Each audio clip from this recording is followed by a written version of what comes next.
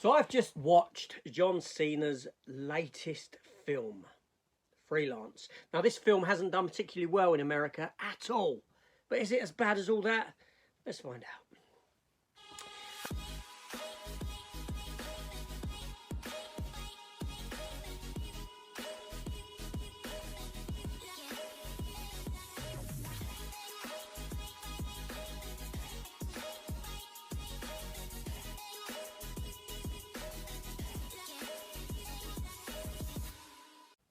Hello everyone and welcome back to the channel, and welcome to my review for John Cena's latest action comedy movie, Freelance. This is a 2023 film directed by Pierre Morel, who has previously directed Liam Neeson's first Taken film, and a few years ago Jennifer Garner in the movie Peppermint, among some other things.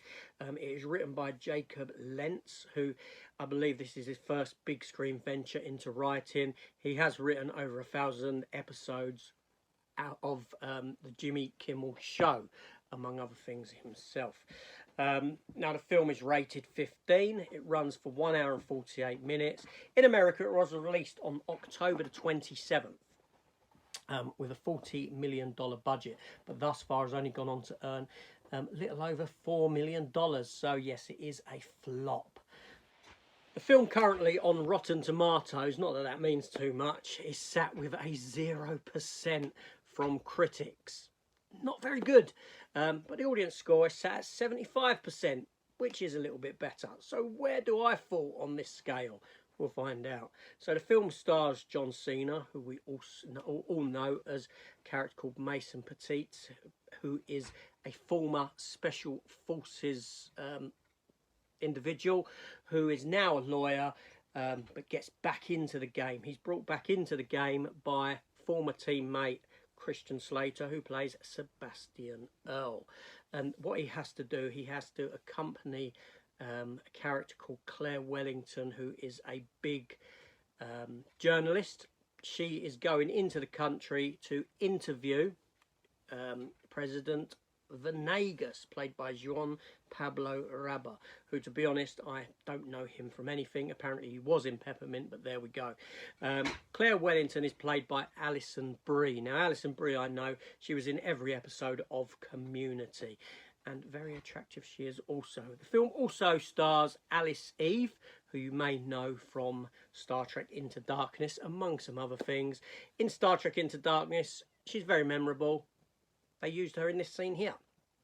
And the film also stars Martin Sokas as Colonel Jean Cohorn. Now, the film starts, we're introduced to the character played by John Cena, Mason Petite, and we get a quick flash through of his life, of him going to law school, then joining the military, becoming Special Forces. An incident occurs where he loses a majority of his teammates. They've gone into this country, this fictitious South American country of Paledonia, to take out its president. This is President Venegas, who is the president that Alison Brie's character has to go into interview. He then leaves the military and he becomes a lawyer, but his life is somewhat boring. He's struggling with things, he's not enjoying it. Him and his wife have a bit of a ruckus. He has to leave her, and thus he goes back into the military as a mercenary, essentially, you know, private military army, that sort of a thing. Christian Slater pulls him back in, and he has to accompany this girl into Paledonia and look after her during this interview. Only when they're there, a coup occurs, and he ends up having to look after her and having to look after the president as well. The president that he'd gone in to originally assassinate years before, who he believes to be responsible for the deaths of all his teammates. And that's essentially the story there. It's an action comedy. Obviously the president isn't as ruthless as what he's made out to be. There's a lot more backstory and stuff going on like that, and that's basically the film. I'm not going to go into any detail any more into the story than that. But is the film any good? Does it work or doesn't it? Okay, so like I said, 1 hour 48 minutes. It was an enjoyable film. It reminds me a lot of Lost City, the film from last year or the year before, was it? With Channing Tatum and Sandra Bullock, only better.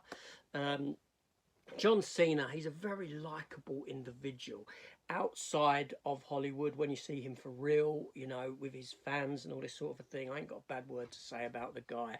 And he has a good acting talent and some very good comedic chops as well. He has good comedic timing, so he can do the action, he can do the comedy. So this sort of film is right up his street. Now, I honestly didn't know that Alison Brie was in this film, former cast member of Community, so that was a nice surprise because I always liked her in that, and it's nice to see her doing and flexing her acting chops a bit more herself. Then you've got Christian Slater. Now, the film did pull the rug out from under me because I expected it to go one way with the character of Christian Slater, and it chose not to. Now, don't get me wrong, this is the sort of film that has been done a million times before, that you will sit down, you will watch, and you'll think, I haven't seen nothing original here. There isn't nothing original in this film. It is very much like a lot of films that has come before it. But that is very, that's a thing in Hollywood now anyway, that most films are very unoriginal.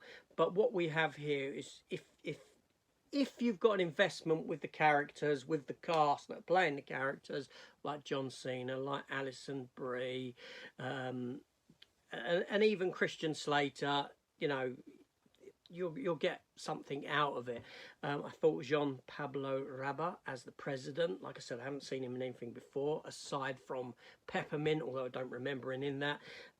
Very likeable. Again, comedic chops. He works well as this sort of well-dressed, sort of cocky, classy type of a president. Yeah, so for me, the film came together and the film worked. Now, I know, like I said, I know what I'm watching isn't a masterpiece, but for an hour and 45 minutes, it held my interest. It's got some amusing moments. It's got good character interaction. It hasn't got anything overly great in the dialogue or anything like that. It's just one of those nice films to sit down, put on, and lose yourself in without thinking too much.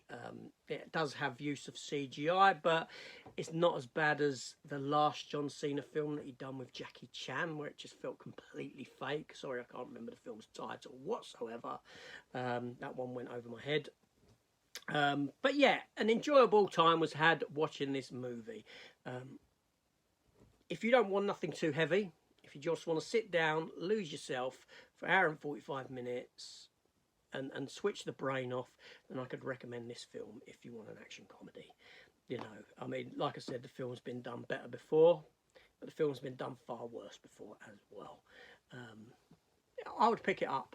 I would pick it up on Blu-ray, most definitely, for the collection upon release.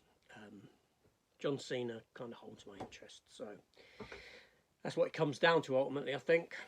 Yeah, it was fun.